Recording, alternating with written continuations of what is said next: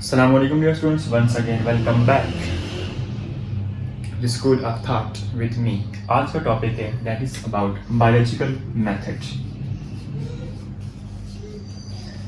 सबसे पहले डिफाइन करेंगे कि बायोलॉजिकल मेथड है क्या चीज़, ठीक है। जब बात करेंगे डेफिनेशन की तो इट मीन्स एक ऐसा मेथड जिसकी बेस के ऊपर आप किसी भी बायोलॉजिकल प्रॉब्लम को सॉल्व करते हैं, ठीक है। The method that is used to solve biological problem is called as biological method, ठीक है। किसी भी बायोलॉजिकल प्रॉब्लम को अगर आपने सॉल्व करना है तो उसको सॉल्व करने के लिए, उसके सोल्यूशन के लिए आप जो मेथड का इस्तेमाल करेंगे उसे कहते हैं बायोलॉजिकल मेथड। अब इसके कुछ स्टेप्स हैं जिनकी बेसिस के ऊपर आप इस पूरे के पूरे मेथड को, पूरे के पूरे प्रोसेस को स्टडी करते हैं या डिस्क्राइब करते हैं, ठीक है। अब कौन कौन से स्टेप्स हैं जो हमारे पास बायोलॉजिकल मेथड का पार्ट है, वन बाय वन को डिस्कस करते हैं। Step number 1 is about recognition of biological problem. Recognition of problem और आइडेंटिफिकेशन भी इसे कहते हैं, ठीक है।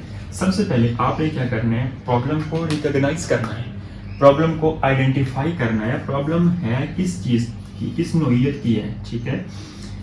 कि आपको पता लगना जाना चाहिए कि प्रॉब्लम है किस तरह की, उसकी नोइयत कैसी है, टाइप कैसी है, ठीक है। तो ये कैसे होगा, this is based on questions. जब आपके ज़हन में कोई क्वेश्चन आएगा, ठीक है, या फिर किसी भी रिसर्चर के माइंड में कोई क्वेश्चन आएगा, आप उस क्वेश्चन के बेस के ऊपर उस प्रॉब्लम को डिफाइन करेंगे, उस प्रॉब्लम को रिकॉग्नाइज करेंगे, उस प्रॉब्लम को आइडेंटिफाई करेंगे कि भाई ये जो टाइप ऑफ प्रॉब्लम है वो इस तरह की है। तो इसके अंदर आप ये चीज डिस्कस करते हैं। Point number 2 is about observations. अब आपने क्या करना है, जब प्रॉब्लम को आपने क्वेश्चंस करके बता दिया कि ये प्रॉब्लम है, अब आपने ऑब्जर्वेशंस करनी है। अब आपने अपनी ऑब्जर्वेशंस की बेसिस के ऊपर बताना है कि ये प्रॉब्लम क्वालिटेटिव है या क्वांटिटेटिव है, ठीक है। अब सबसे पहले जब आप ऑब्जर्वेशंस करेंगे तो आप यूज करेंगे अपने 5 सेंसेस को, ठीक है। 5 सेंसेस को यूज करेंगे, जैसे कि हमारे पास कौन कौन से हैं, हियरिंग है, we have taste, we have smell, we have touch, ठीक है, एंड देन सी, साइड से आ गया, ठीक है।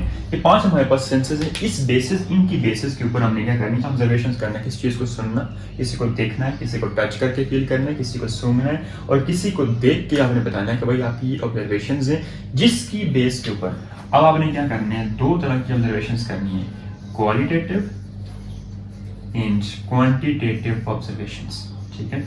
ये हमने 2 तरह की ऑब्जर्वेशंस करनी है। अब क्वालिटेटिव मीन्स क्वालिटी, किसी का कोई कैरेक्टरिस्टिक्स या कोई क्वालिटी आपने अगर डिस्कस करनी है, ठीक है, तो आप मूव करेंगे टुवर्ड्स क्वालिटेटिव ऑब्जर्वेशंस। अगर आपने नंबर की बेस के ऊपर, क्वांटिटी की बेस के ऊपर, मेजरमेंट की बेस के ऊपर बात करनी है, इट मींस आप मूव करेंगे टुवर्ड्स क्वांटिटेटिव मेजरमेंट्स और ऑब्जर्वेशन। ये बेस करती है नंबर के ऊपर, क्वांटिटेटिव इसके ऊपर नंबर्स नहीं होते, ठीक है। अब जब यहाँ पे एग्जैक्ट नंबर्स है, it means quantitative is more accurate as compare to qualitative observations. तो इस तरह करके आपने अपने डेटा को, जिसको आपने ऑब्जर्व किया था, उसको डिवाइड कर देना है क्वांटिटेटिव या क्वालिटेटिव ऑब्जर्वेशंस के अकॉर्डिंग। दिस इज अबाउट कि आप जो क्वेश्चंस, जो प्रॉब्लम आपने आइडेंटिफाई की थी, उसको ऑब्जर्व कैसे करते हैं। Next step is about formulation of hypothesis. अब हाइपोथेसिस क्या चीज़ है, सबसे पहले इसको देख लेते हैं, फिर इसको फॉर्मुलेट कैसे करेंगे, फिर कैरेक्टरिस्टिक्स क्या होते हैं, वन बाय वन वो देखते हैं। Hypothesis basically it's a possible answer to the problem, ठीक है, या पॉसिबल सोल्यूशन कह सकते हैं, ठीक है। किसी भी जो प्रॉब्लम आप सॉल्व करने जा रहे हैं, उसके लिए पॉसिबल सोल्यूशन आपके पास होगा या पॉसिबल जो आंसर होगा उसे हम हाइपोथेसिस कहते हैं।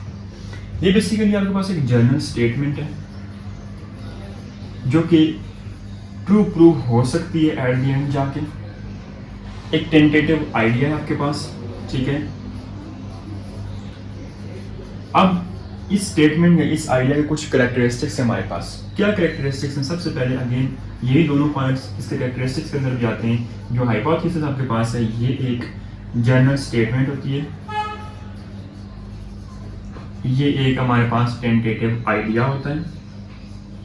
और अब जितनी भी आपने ऑब्जर्वेशंस किए हैं उनके साथ इसको एग्री करना चाहिए, एग्री विद ऑब्जर्वेशंस, ठीक है।